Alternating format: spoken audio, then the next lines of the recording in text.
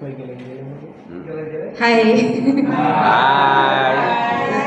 Jangan terlalu tegang.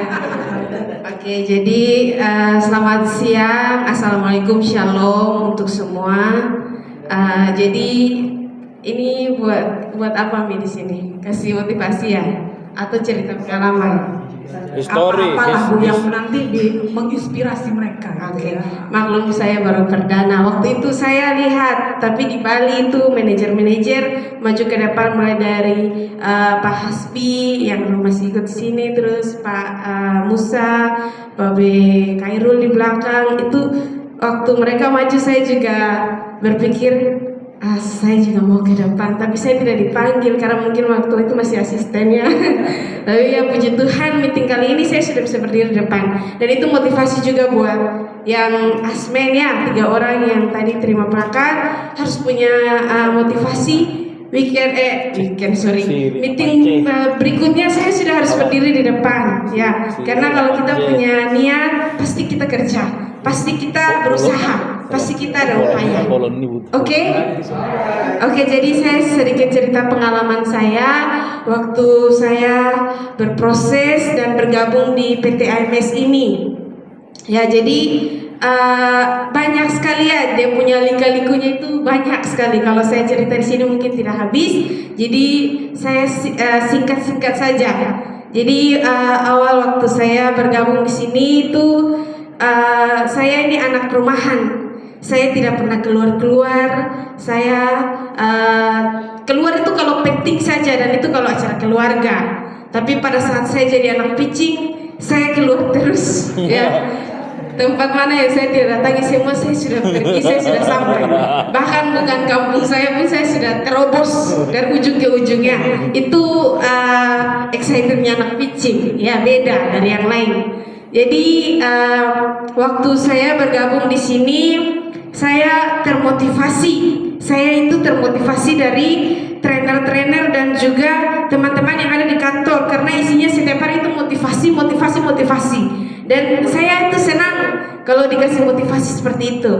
Jujur saya senang sekali. Jadi itu yang membuat saya nyaman pertama kali. Dan untuk cara kerjanya, sistem kerjanya, awal waktu saya dibawa ke lapangan itu saya berpikir, oh untuk 1 hari itu saja, nanti besok sudah duduk di kantor gitu. Jadi pada saat disetting, hari ini kamu pengamatan di lapangan dari jam sekian sampai jam sekian ya, hanya untuk hari itu saja.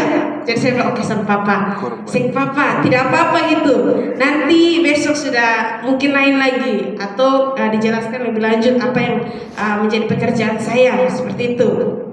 Ya seperti itu ya. Jadi pada saat saya di in-house itu, waktu saya di in-house, saya tertariknya itu pada saat in-house-nya itu, waktu itu asmennya itu, manajernya itu in-house. Kalau misalnya kita sudah dari trainer ke asmen, itu berarti kita sudah tidak lagi ke lapangan. Itu baru saya paham di situ. Oh berarti cepat-cepat supaya jangan ke lapangan. Itu motivasi saya. Apalagi kalau sudah jadi manajer, ya kan? Itu lebih santai katanya gitu. Jadi sudah punya waktu banyak.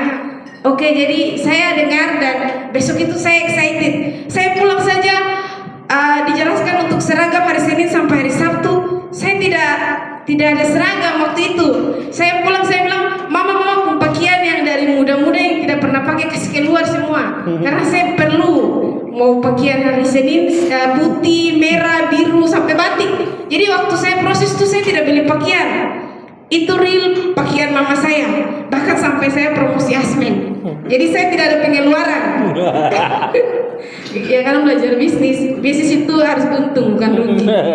Oke? Jadi bagus ya, karena daripada tidak dipakai kita beli kan mubazir kan, mendingan kita daur ulang. Oke? Ya, jadi itu pengalaman saya dan motivasi terbesar saya waktu saya bergabung di bisnis ini itu adalah anak saya. Ya, jadi saya itu orangnya itu entah bagaimana, tapi saya itu tidak suka meminta walaupun dari orang tua, mungkin sedikit berbeda. Ya, jadi saya itu mau dari kakak saya atau mau dari mama bapak, saya tidak pernah minta. Mau ada mau dikasih saya terima, tapi kalau bilang saya minta, saya tidak pernah minta. Ya, jadi selagi saya masih bisa berusaha, saya berusaha. Dulu waktu saya bergabung di sini, saya menenun, saya tenun. Jadi saya belajar tenun, padahal saya tidak bisa tenun awalnya. Mulai dari guling benang, itu guling orang punya benang, ya, belum ada modal untuk beli sendiri. Guling benang sampai ikat benang, sampai tenun sendiri, ya. Itu semua itu tahap bertahap dan akhirnya saya bisa tenun sendiri. Dan itu jadi satu kebanggaan buat saya, ya. Karena motivasi utama itu adalah anak. Tuh, kalau misalnya saya tidak cari uang atau saya tidak cari pekerjaan, terus susunya itu beli dari mana, ya kan? Saya tidak suka harap orang tua gitu. Jadi saya berusaha dan puji Tuhan sampai saya ketemu di bisnis ini dan saya dapat peluangnya di bisnis ini. Bahkan saya sampai hari ini berdiri terima plakat, saya sangat bangga, terutama pada diri saya sendiri, ya. Sempat kemarin waktu live juga saya sudah sempat sharing. Saya waktu ekspansi pertama kali ke Somlaki itu, papa saya tidak kasih izin, tapi karena niat saya besar, ya saya jalan saja. Karena papa bilang kalau kita mau jadi anak mama, anak papa, kita tidak ada tujuan, kita begitu saja, ya. Kita sudah besar, kita sudah dewasa, kita sudah bisa menentukan pilihan kita, ya. Jadi usahakan kita juga tahu kalau saya sudah berada di jalur yang tepat, ya. Sama seperti Bu Ruth bilang kemarin, saya sudah berada di jalur yang tepat, lanjutkan seperti itu. Karena belum tentu orang di luar sana dikasih peluang yang sama seperti kita saat ini. Jadi selagi kita dikasih peluang, kita punya waktu, kita punya cara, kita dikasih tahu, jangan melawan, ya. Karena saya berpikir juga kalau misalnya kita melawan terus, ya kan, mau sampai kapan? Mendingan dengar-dengaran, ya. Dengar-dengar itu tidak rugi. Justru orang yang melawan itu yang merugi, ya.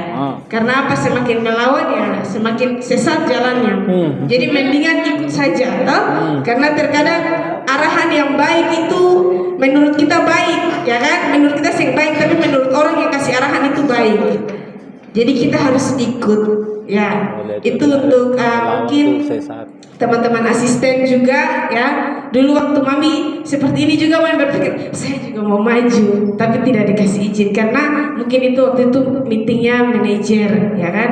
Tapi saya bisa buktikan meeting berikutnya saya sudah bisa kasih motivasi, kasih kesan dan pesan. Berarti itu juga peluang untuk kalian. Meeting berikut saya juga sudah harus berdiri seperti Ibu Ati di sini, ya. Dan juga saya masuk di bisnis ini baru nama saya 2, ya.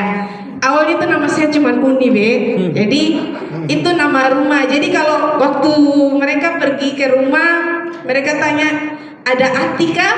Papa saya itu bingung Ati itu siapa, gitu. Mereka tidak kenal, ya.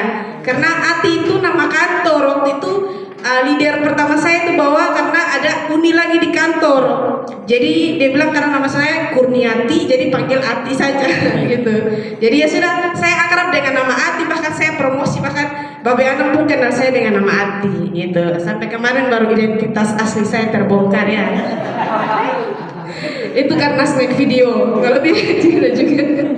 Oke, jadi itu pengalaman pribadi dan saya bersyukur nama itu juga membuat saya besar, membuat saya sukses, dan semoga kedepannya terkenal dengan hal-hal yang baik itu dan dengan terobosan-terobosan yang baru. Semoga kita semua bisa sukses kedepannya. Mungkin itu saja dari saya, kurang lebihnya saya mohon maaf. Selamat siang.